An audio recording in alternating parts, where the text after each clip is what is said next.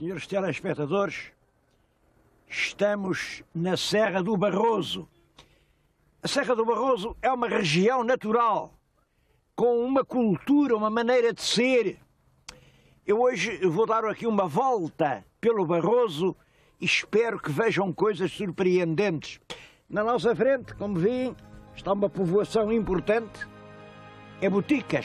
Boticas é a sede de um dos concelhos em que hoje o Barroso se divide. A região natural do Barroso está dividida, para um lado Montalegre, para o outro lado as Boticas. O que fez nascer as Boticas, acho que se entende bem daqui. Vejam na vossa frente, há uma estrada. Aquela estrada vai dar as Chaves. Mais para aquele lado vê-se serpear, nas encostas de Arvoredo, outra estrada. Aquela estrada vai ligar a Vila Real. E para aquele lado, outra. Vai pelo Salto e vai ainda ligar a Braga. Reparem, esta vila é realmente um entroncamento. É claro, e estas estradas modernas de agora, quase sempre estão nos sítios onde já há muito tempo estavam as calçadas romanas. Eu penso até que a palavra boticas, botica vem do apoteca, lojas, estabelecimentos, vem de alguma estrada que por aqui passasse. Boticas, terra antiquíssima, nasceu das estradas romanas.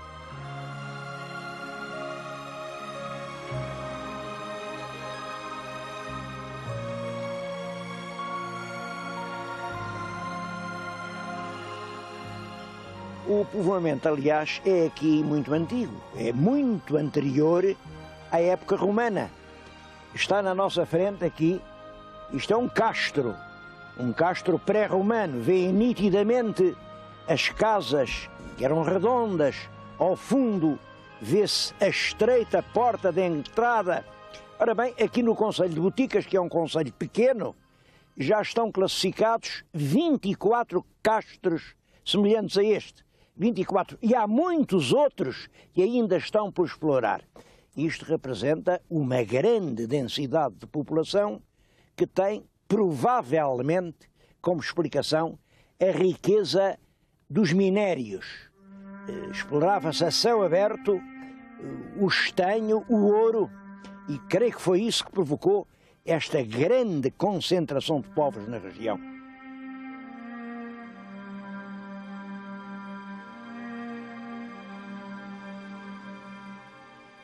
Mas talvez o mais impressionante castro de toda a Serra do Barroso talvez seja este em que agora estou. Chamam-lhe Castro de Lesanho ou do Lasanho. É uma montanha abrupta que está protegida por uma muralha gigantesca. Eu acho que a veem daí, uma muralha com blocos imensos, parece uma obra de gigantes. É, portanto, uma obra megalítica. Duas coisas muito curiosas. No interior do castro apareceram vestígios de fusão de metais. Houve aqui uma forja para apurar metais. Era, portanto, um centro metalúrgico. O que não admira, porque nessas serranias à volta há inúmeros vestígios de minério. Segunda coisa, e essa é que talvez seja única em Portugal, à entrada do castro, junto dos rochedos que serviam de porta, imaginem o que foram encontrar. 2 soldados lusitanos, inteiros, umas belas cabeças, aquela redondela, o fato todo assim decorado de arabescos. Bom, são os famosos guerreiros lusitanos. Hoje, quem os quiser ver, não venha atrás dos montes, porque eles foram-se embora. Estão em Lisboa, no Museu Arqueológico Nacional. E isto cria um problema. Aqui esta gente traz os montes, naturalmente pensa, não, o lugar dos guerreiros é aqui. Queremos-los de volta. Foi aqui que eles se postaram há milhares de anos. E é aqui que têm que ser vistos. Aqui é que se percebe inteiramente o seu habitat, a sua função, o seu sentido. É claro, lá em Lisboa dizem, não, mas o Museu Nacional é aqui. Estas estátuas, belíssimas, são uma espécie de emblemas. São realmente os meninos bonitos da arqueologia nacional. Como é que a gente vai deixar ir isto outra vez para trás dos montes? Quem tem razão? Eu estou a pôr aos meus telespectadores um problema realmente interessante. Reparem, todos têm razão. As coisas pertencem à terra onde nasceram. Também é verdade que há valores nacionais que têm uma expressão nacional que ultrapassa o seu sentido regional. No fundo, esta questão dos guerreiros galaicos ou lusitanos ainda vai dar que falar, porque nesta questão reflete-se realmente o encontro entre essas duas forças. As forças da região, da localidade e as forças globais da nação que todas as regiões acabaram por constituir. Eu não tomo posição quanto ao lugar onde os guerreiros devem estar. É claro, o que eles próprios escolheram foi aqui, não foi lá embaixo.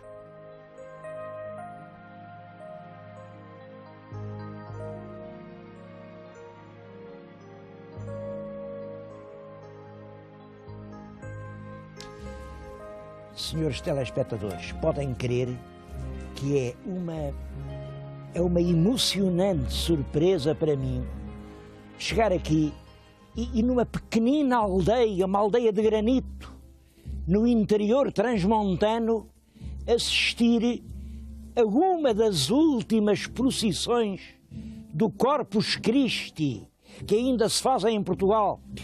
Sabem o que é o Corpus Christi? O Senhor, na última ceia, pegou no pão e no vinho e disse: tomai e comei, este é o meu corpo, este é o meu sangue. Bom, depois a Igreja transformou isto num milagre, disse que a hóstia é o próprio sangue de Cristo. E quando vieram os albigenses são franceses, já do século XIII, muito racionalistas, muito intelectuais, disseram, bom, não foi bem isso que Cristo quis dizer. Ele, quando dizia, é o meu corpo, quer dizer, é a própria natureza criada, que é o sangue do Deus criatura. Mas a Igreja achou isto mal, condenou-os e começaram a aparecer muitos milagres em que a hóstia sangrava. Era a prova de que a hóstia era o próprio corpo de Cristo. O Papa mandou fazer procissões em toda a cristandade. Bem, mas ela já está aqui diante de nós, vem ali, na custódia, a hóstia consagrada. Eu vou durante momentos suspender o meu discurso e vamos todos respeitosamente ver passar diante de nós o próprio Corpus Christi.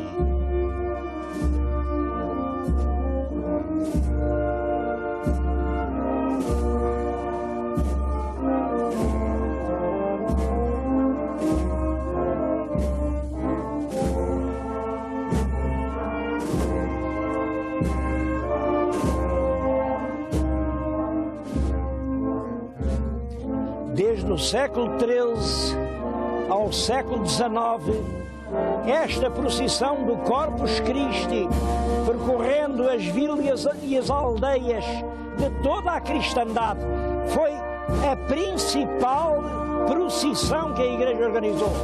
Hoje, precisei de vir aqui à aldeia de Sapiãos. Sapiãos é uma aldeiazinha aqui nas faldas da Serra do Barroso para reencontrar a procissão do Corpus Christi. Vim eu e não vim só eu. Olha essa gente toda, vem aqui. Eles vieram de longe, há ali muita gente que chegou hoje nos seus carros, vindos de França, vindos do Luxemburgo, vindos da Alemanha. Vieram aqui, vão todos atrás da procissão, vieram calcar as ruas cobertas de rosmaninho. O rosmaninho, isto não é como nos Açores, não é para fazer das ruas um jardim, é que todos estes fiéis pisam as pedras da calçada, esmagam a flor do rosmaninho e toda a aldeia rescende. Esta procissão aqui continua a ser uma espécie de pequeno milagre que se repete todos os anos. Em dia de Corpus Christi, toda a aldeia rescende a rosmaninho.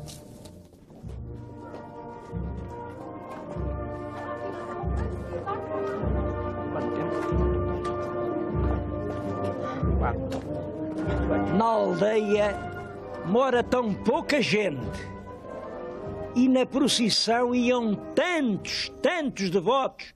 Eu pedi a dois que viessem aqui junto de mim para me dizerem de onde vieram. O senhor de onde é que veio? Eu vim da França, de Paris, não é? Veio de Paris. Quando é que chegou? Hoje de manhã. Chegou hoje de manhã de Paris. Vim propositadamente para ver esta festa, que é uma das festas principais aqui da zona. E já tem vindo? Tenho vindo todos os anos, tenho vindo. Vem todos os anos. E o senhor de onde é? Eu vim do Brasil. Este veio do Brasil. Mas então veio do Brasil e volta? Volto, sim. Eu estou lá e cá. É do Brasil, está lá e cá, e qual é a sua pátria verdadeira? É cá ou lá? As duas. São as duas. Isto é tão importante. Gostava tanto que no Brasil ouvissem isto. Há tantos portugueses que sentem assim. A nossa pátria é cá e lá. São as duas.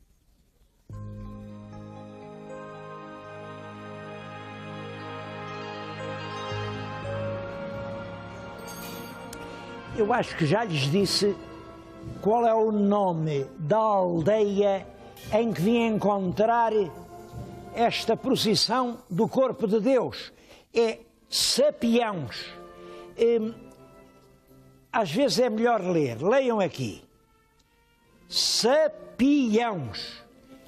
É uma estranha palavra, sapião, e é claro, quando uma coisa é misteriosa, as pessoas põem-se logo a pensar de onde diabo é que isto virá. Sapião.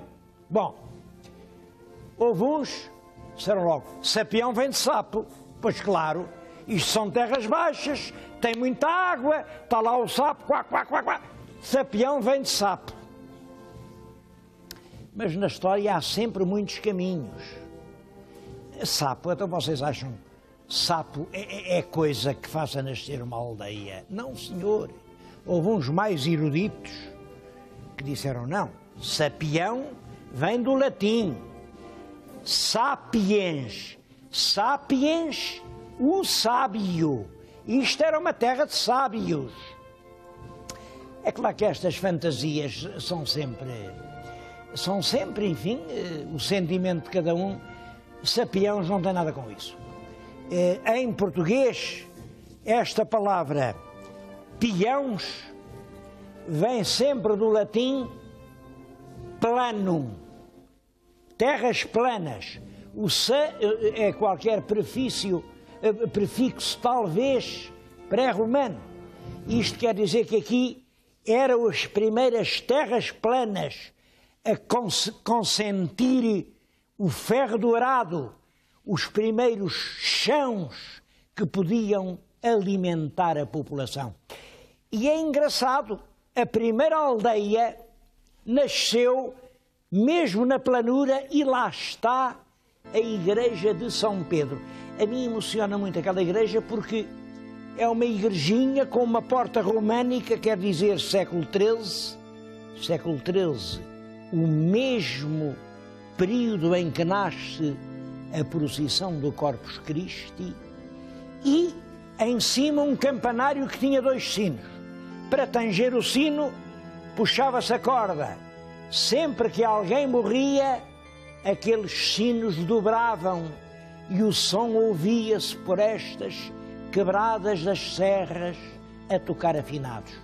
Reparem, morreu tanta gente e tantas vezes aqueles sinos dobraram que hoje a rocha da fachada parece que foi afeiçoada e há profundas concavidades a marcar o sítio por onde a corda correu.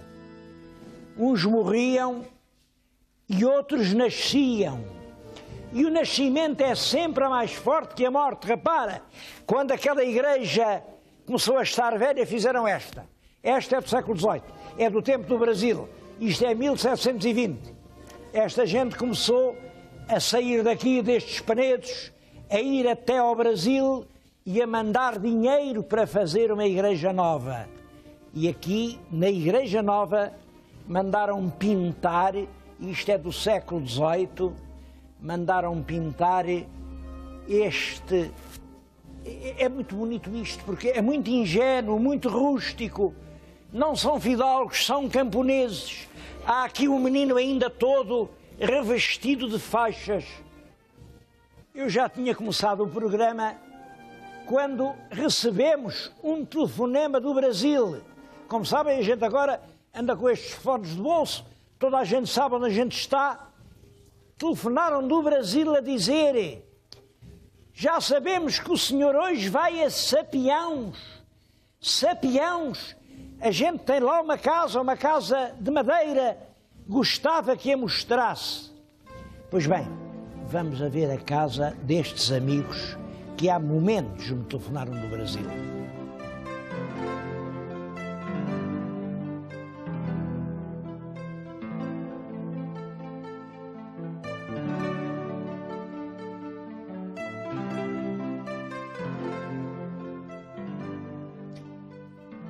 Confesso que me fez uma certa espécie que um senhor que estava lá no Brasil soubesse que precisamente hoje eu vim aqui à pequena aldeia de Sapiãos e me apanhasse no telefone para dizer: vá à minha casa, não deixe de ir. Como raio é que ele sabia que eu vinha hoje a Sapiãos, se eu próprio, eu ontem nem sabia que havia Sapiãos, Conselho de Boticas. Bom, agora o mistério esclareceu-se. É que ele tem aqui a casa, mas tem aqui um casal de empregados e foi a Conceição que está ali, que soube quando a televisão andava cá, ligou depressa para o Brasil. Ligou para o Brasil e o Bento Ferreira disse: bom, então digam lá ao senhor da televisão que não deixe de ir à minha casa. Está tudo explicado. E eu agradeço a ideia do Bento Ferreira, porque a ideia do Bento Ferreira é uma história perfeitamente exemplar. O Bento Ferreira tem agora 66 anos. Abalou daqui, tinha 15, portanto há mais de 50, trabalhou duramente na construção civil no Brasil, trabalhou, sacrificou-se, triunfou, casou com uma rapariga brasileira, é a Janete. A Janete, uma pintora, aqui estas coisinhas pequeninas, delicadas, estão penduradas na parede, são obra da Janete. Teve um filho, o Lúcio, e com muitos sacrifícios pôde metê-lo na universidade. O Lúcio é hoje um ilustre arquiteto e o Lúcio é um bom filho, além de um bom arquiteto. E veio aqui, a Sapiãos, e fez esta casa. Esta casa é realmente extremamente engenhosa. Pode-se dizer que é, de certo modo, uma obra-prima de arquitetura moderna. E agora, o Lúcio, que é filho do Bento, com a mulher, porque o Lúcio também já casou, e os 3 filhos, claro, o primeiro é o Lúcio como o pai, é o Pedrinho, é a Carolina, tem 6 ou 7 anos, vêm todos os anos, aqui a Sapiãos passar as férias. E o velho Bento Ferreira, nesta mesa que está na nossa frente, serve uma feijoada à brasileira aos seus amigos do tempo da escola aqui em Sapião. Vocês sabem, eu sou um dos homens que lutaram muito e com muita sinceridade pela ideia de uma dupla pátria luso-brasileira. Vejam lá se eu não tinha razão.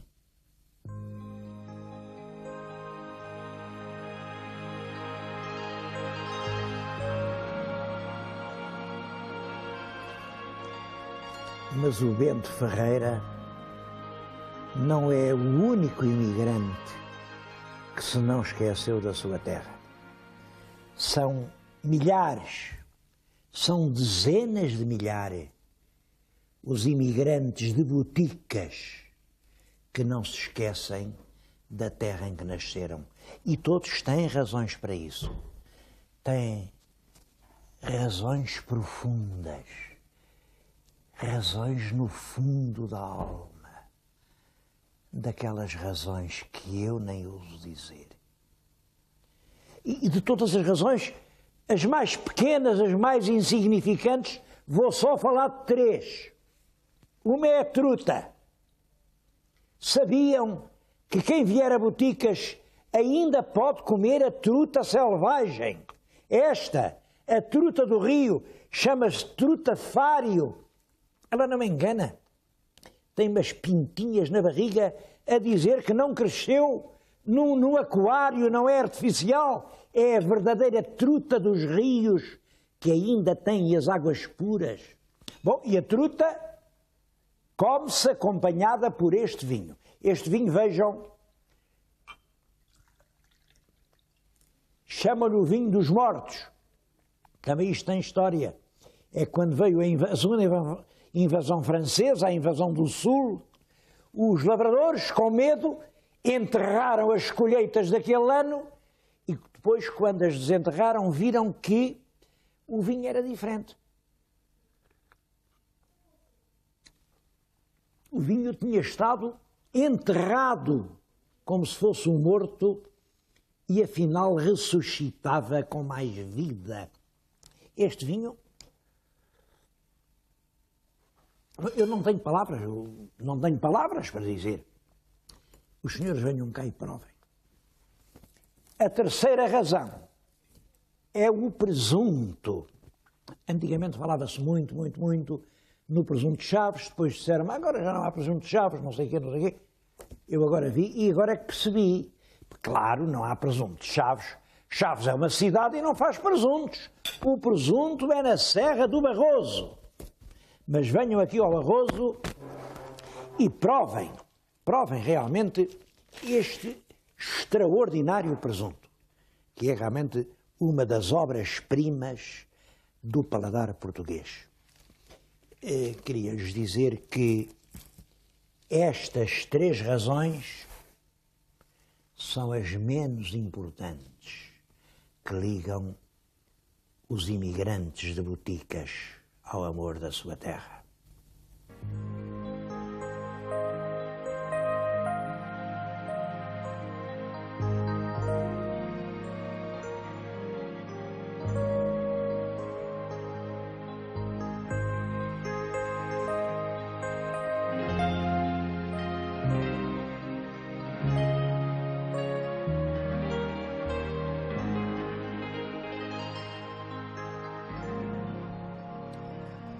Uma das riquezas da Serra do Barroso é o gado.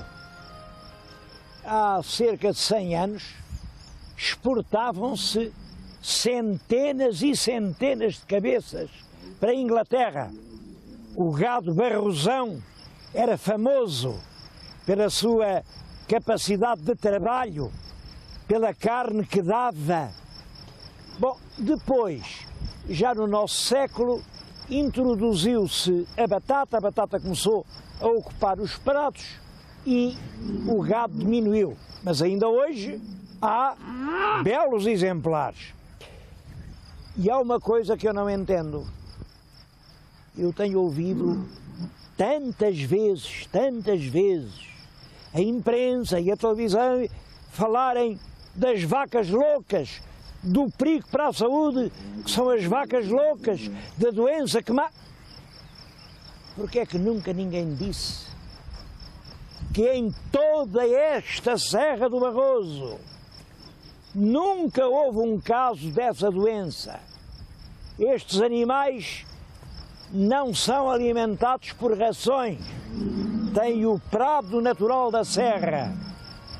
Aqui, em Trás-os-Montes, ainda podemos comer um bom bife de vaca sem ter medo nenhum da doença das vacas loucas.